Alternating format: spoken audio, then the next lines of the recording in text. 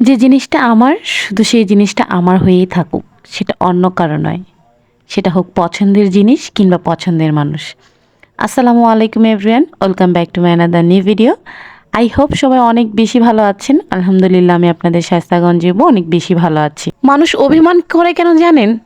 মানুষ অভিমান করে কারণ সে চায় তার প্রিয় মানুষটা তার অভিমান ভাঙাক। প্রচণ্ড অভিমানের রাগে সে নিজেকে গুটিয়ে রাখে। সে চায় তার প্রিয় মানুষটা তাকে সেখান থেকে খুঁজে বের করে নিয়ে আসুক, তার অভিমান ভাঙাক। মানুষ কিন্তু যার তার উপর অভিমান করে না।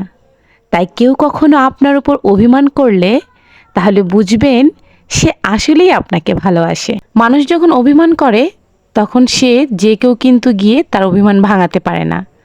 যে যাকে ভালোই বাসে না তার উপর অভিমান করেও না, অভিমান করার প্রশ্নই ওঠে না।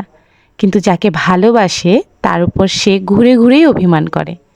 কারণ মানুষ অভিমান করে তার প্রিয় মানুষটার কাছ থেকে অ্যাটেনশন পাওয়ার জন্য, আদর পাওয়ার জন্য, ভালোবাসা পাওয়ার জন্য।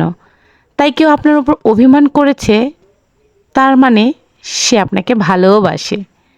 আর কেউ আপনার উপর অভিমান করছে না তার মানে সে কিন্তু আপনাকে ভালোবাসছে না। মেয়েরা সব সহ্য করতে পারে, কিন্তু একটা জিনিস সহ্য করতে পারে না, সেটা হচ্ছে তার প্রিয় মানুষের ইগনোরেন্স।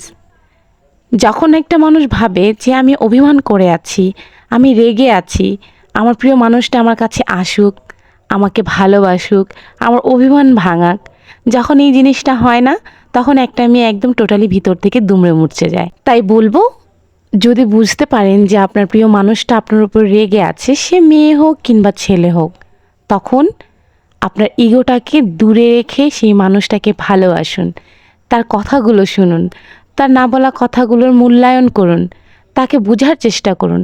তাহলে দেখবেন একটা জীবন অনেক সুন্দর, একটা সম্পর্ক অনেক সুন্দরভাবে কেটে যাবে। কোনো তৃতীয় ব্যক্তি এসে সেটার হস্তক্ষেপ করতে পারবে না। যখন আপনি সব কিছু বুঝেও না বোঝার ভান করে বসে থাকবেন, তখন দেখবেন একটা সুন্দর সম্পর্কের ইতি টেনে যাচ্ছে। আর একটা সুন্দর সম্পর্কের ইতি টানাটা এতটাও সোজা না। একটা মানুষ ভিতর থেকে একদম দুমড়ে মুচড়ে যায়, ভেঙে যায়, তার বাঁচার মতো কোনো ওয়ে থাকে না। তাই বলবো, ভালোবাসার মানুষকে আঁকড়ে ধরুন, ভালোবাসুন, তার মনের কথার মূল্যায়ন করুন, তাকে মূল্যায়ন করুন, তাকে সময় দেন। যাই হোক, আজকের ভিডিও এ পর্যন্ত। সবাই ভালো থাকবেন, সুস্থ থাকবেন, আমার পেজের পাশে থাকবেন। আর ভিডিওটা যদি ভালো লেগে থাকে তাহলে অবশ্যই আপনার ফ্রেন্ডস অ্যান্ড ফ্যামিলির সাথে শেয়ার করবেন। আবার দেখা হবে নতুন কোনো ভিডিওতে, নতুন কিছু নিয়ে। আজকে এই পর্যন্তই। Thanks for watching. আল্লাহ হাফেজ।